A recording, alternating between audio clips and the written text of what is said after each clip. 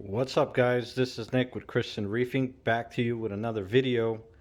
So I want to give you a tour of what I got going on here. This is my main display. Not much to say. Just recently put these resplendent Anthias in the tank after a couple weeks of quarantine. They're doing fine. We got our clowns, some kind of extreme snowflake, buckshot or something like that. We have the hippo tang. Not much as far as coral. We got our GSP, who's been acting funny lately, opening up and closing up during the day. We have what I think is a hammer. Not sure. Let me know down below in the comment section. And that is what I think is another hammer. I don't know. Y'all tell me. We have some small little frags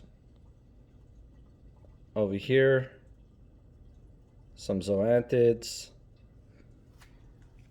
This tank actually I bought used on Facebook. Came with the lights. It's an ATI 6 bulb 24 watt. I believe this is a 50-gallon Aquamax cuboid is what they call it. Has a clear crystal front glass. Probably about 30 pounds of rock. Bucani rock. Custom stand. Nice emerald trigger system sump.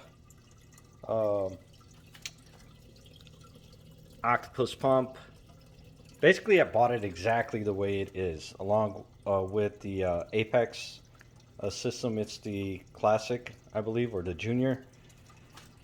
Didn't really do much. I added a few things.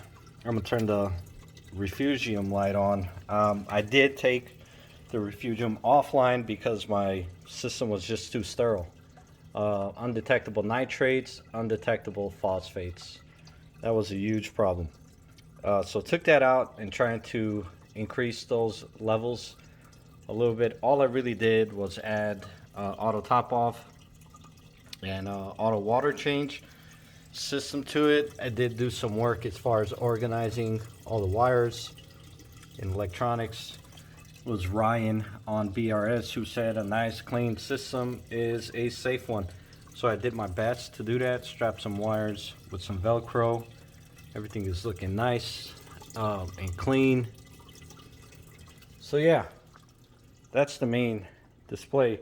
But what I wanted to show you, oh, I also have a screen top by Red Sea, flipper scraper, auto feeder, and then this innovated marine, I guess, feeder, a tube, a couple pumps. I do have an Ecotech, the Vortec pump, MP10 that I'm going to be installing here soon. Be posted on that. But what I wanted to show you was my fish room. Yep, my very own fish room situated right behind my main display. Let's just back up for a second here. This used to be a sunroom. The front door right here. This looks into the sunroom actually on four sides. This basically, the sunroom is situated right in the middle of the house, so we have windows on all four sides. So what I'm thinking is I could probably put some panels here, some sheetrock or something, close it off and have like 3 sections of aquarium here showing. Just kind of have like a false in-wall aquarium. That's the plan. We'll see what happens. Back to the fish room tour. I'll start with this guy here. This is what I call my frag tank slash grow out tank. I don't know what it's gonna be yet. Guess it really all depends if I could fill this thing up with coral and have it grow some coral, frag it, sell it, and sustain the hobby that way. I'm not sure. The stand was custom built, tall, probably a little too tall. This is like a 90-gallon. It's 6 feet, I believe, by 2 feet by 14 inches tall. It's a pretty simple setup. I put some rocks in there, just kind of cycle it and just because of my OCD, I just stacked them up a little bit, try to create some kind of aquascape for the next couple months. It does have a trigger, a clear line sump, I believe they call it. Got some seeded sponges going in there, the BioBrick, and an Eheim pump. Nothing special about this, guys. This is really just stuff I had laying around in the garage. I do plan on upgrading that soon, probably within the next couple months. I did do all the plumbing myself. Got valves closing off to this bean animal style overflow. Nice tank, man, really. PVC bottom, which is awesome. Yeah, I like it. I like it. The only issue I'm having right now is I do plan on taking out this rock from the main display. Obviously, I won't be able to fit it all in there. So I'm thinking, what's the best way to seed this tank with some good bio filtration, with good filtration without having all the rock? That was kind of weird question, but I was thinking maybe just putting a couple of those bio bricks in there and having, you know, some rock in this grow out system. Not sure, really don't know. I guess it really all depends on how much coral I plan on growing in there.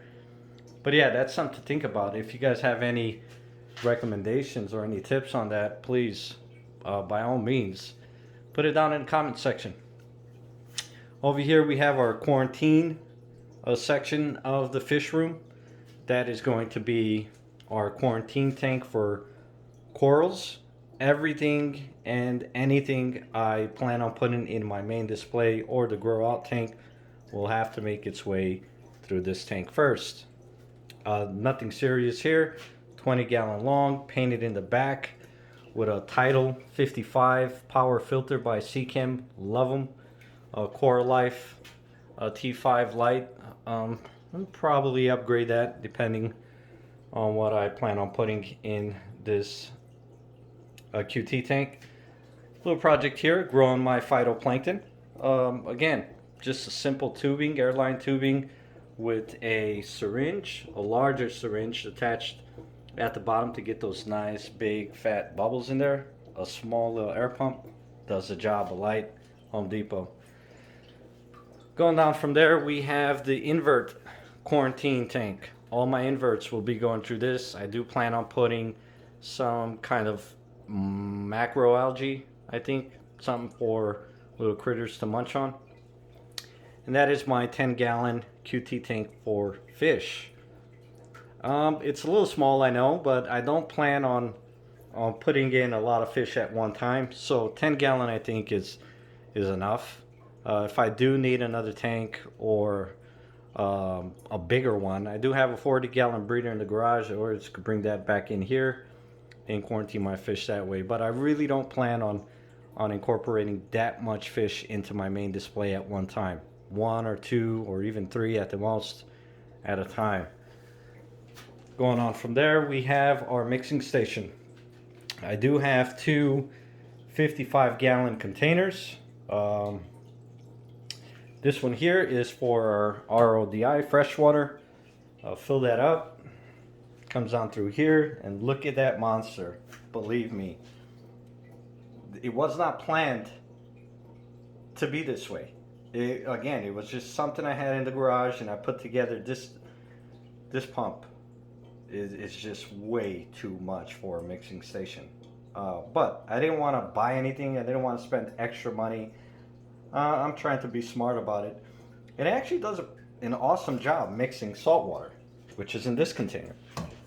It'll mix it up quick. Only problem I have is after about 3 days, it does tend to get hot. I mean, I could actually touch this container here, and it's warm to the touch.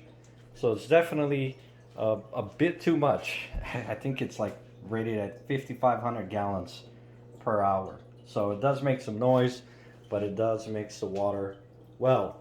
What's running the mixing station is our RODI system. It's only it's a 7-stage. This is this is a project for later. I do plan on adding this extra filter here. Just kind of give me a, I think it was 150 gallons a day.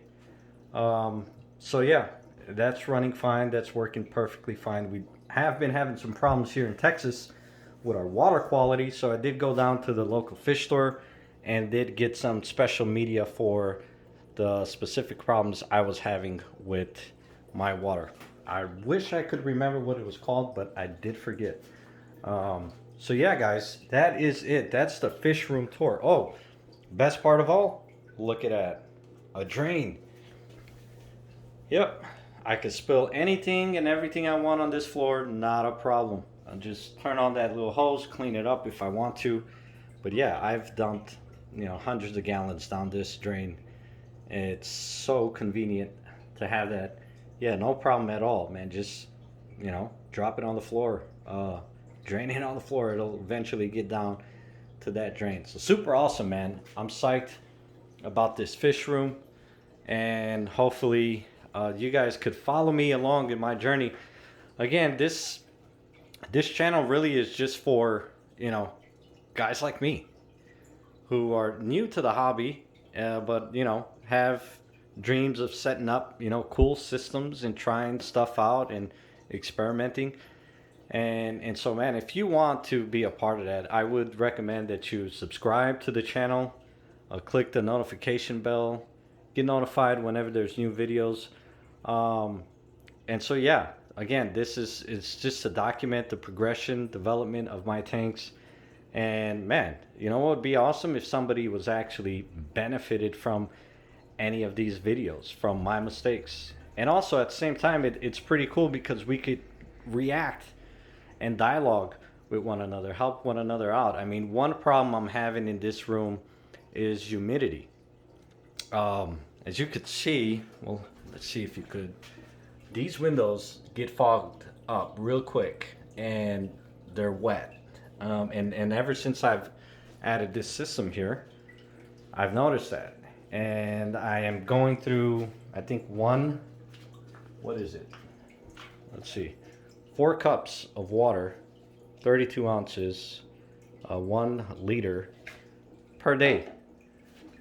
And so my question for you guys, would love for you guys to chime in on this, is what can I do to help with that issue?